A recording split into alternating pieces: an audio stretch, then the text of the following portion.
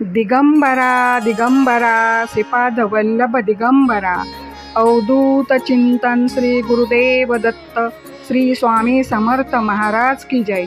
गुरुदेवांच्या चरणावर कोटी कोटी वंदन। मित्रांनो, आपल्या चॅनलवर तुमचे सर्वांचे स्वागत आहे।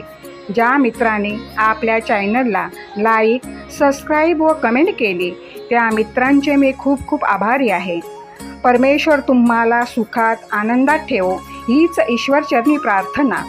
आजचा स्वामी संदेश शिवपूजनाचा विधी।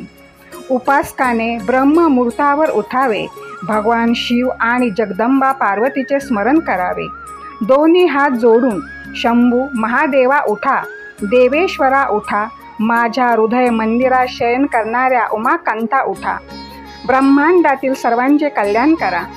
बाल, जर का तुला देवाचा आशीर्वाद प्राप्त करून घ्यायचा असेल तर आत्ताच आपल्या चॅनलला लाईक कर। मी धर्म जाणतो पण धर्माचरणास प्रवृत्त होत नाही। मी अधर्म जाणतो पण त्यापासून दूर होऊ शकत नाही। हे प्रभो, तुम्ही माझ्या हृदयात स्थिर आहात। तुम्ही जशी प्रेरणा देता तसेच कार्य मी करतो अशी प्रार्थना करावी। मग गुरुचरणांचे ध्यान करावे। सूर्योदयापूर्वी दातवन करावे। पाण्याने 3 वेळा चुला कराव्यात। वेळेच्या उपलब्धतेनुसार नदीवर जाऊन किंवा घरीच स्नान करावे। रविवारी, श्राद्ध दिवशी, ग्रहण काळात, महादान समयी, तीर्थाच्या ठिकाणी, उपवासाच्या दिवशी गरम पाण्याने स्नान करू नये। भक्तिमान पुरुषाने तीर्थात स्नान करताना प्रवाहाभिमुख राहून स्नान करावे। स्नानपूर्वी तेल लावायचे असल्यास निषिद्ध दिवसाचा विचार करूनच शरीराला तेल लावावे। जो मनुष्य स्नानापूर्वी रोजच तेल लावतो त्याला कोणत्याही दिवशी तेल मालिशने दोष लागत नाही। ग्रहणाच्या दिवशी राईचे तेल उपयोगात आणू नये। स्नान करताना पूर्व दिशेला किंवा उत्तर दिशेला तोंड करून स्नान करावे। स्नान करताना आपल्या इष्टदेवतेचे स्मरण करावे। स्नानानंतर स्वच्छ आणि धुतलेले वस्त्र धारण करावे। स्नानानंतर देवता, ऋषी व पितरांच्या तृप्तीसाठी दर्पण करावे, आचमन करावे। पूजास्थान स्वच्छ आणि पवित्र असावे। ते शुद्ध काष्ठाचा, स्वतःला व्यवस्थित बसता येईल असा पाट मांडावा। त्यावर बसून भस्म त्रिपुंड लावावा।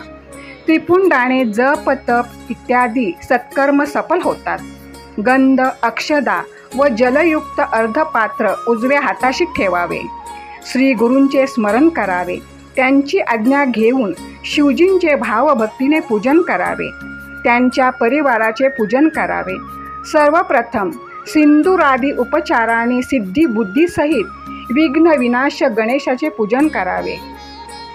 ओम गणपते नमः या मंत्राचा जप करून त्यांना नमस्कार करावा, क्षमा प्रार्थना करावी। मग कार्तिकेय व गणेश यांची एकत्र पूजा करावी। त्यांना वारंवार नमस्कार करावा। भगवती उमा देवीची पूजा करावी। त्यानंतर गंध, पुष्प, धूप, दीप, नैवेद्य यादी उपचाराने भगवान शिवजींचे पूजन करावे, नमस्कार करावा। शिवपूजनाने सर्व देवतांची पूजा होते।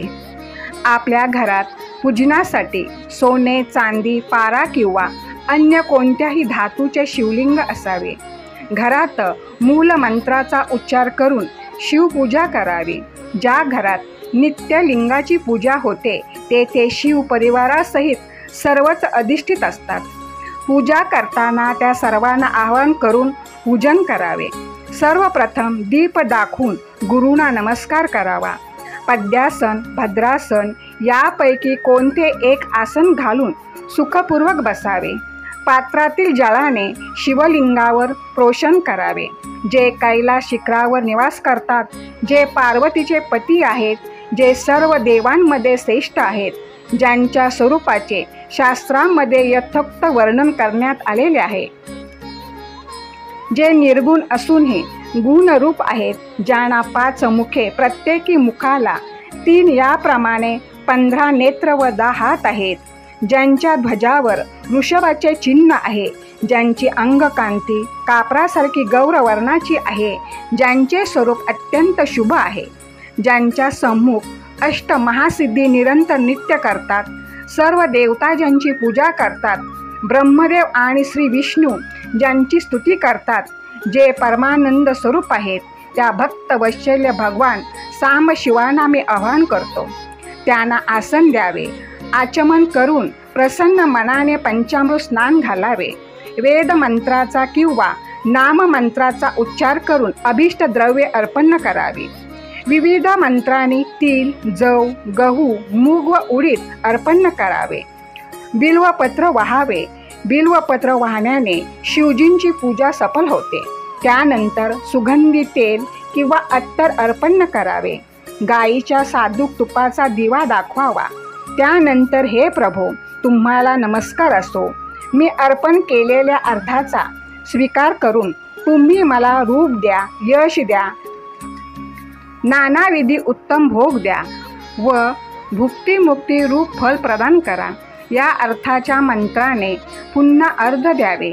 त्यांचे मुख वस्त्राने पुसावे. त्यांना नैवेद्य दाखवावा. अचमनार्थ जल द्यावे. विडा अर्पण करावा.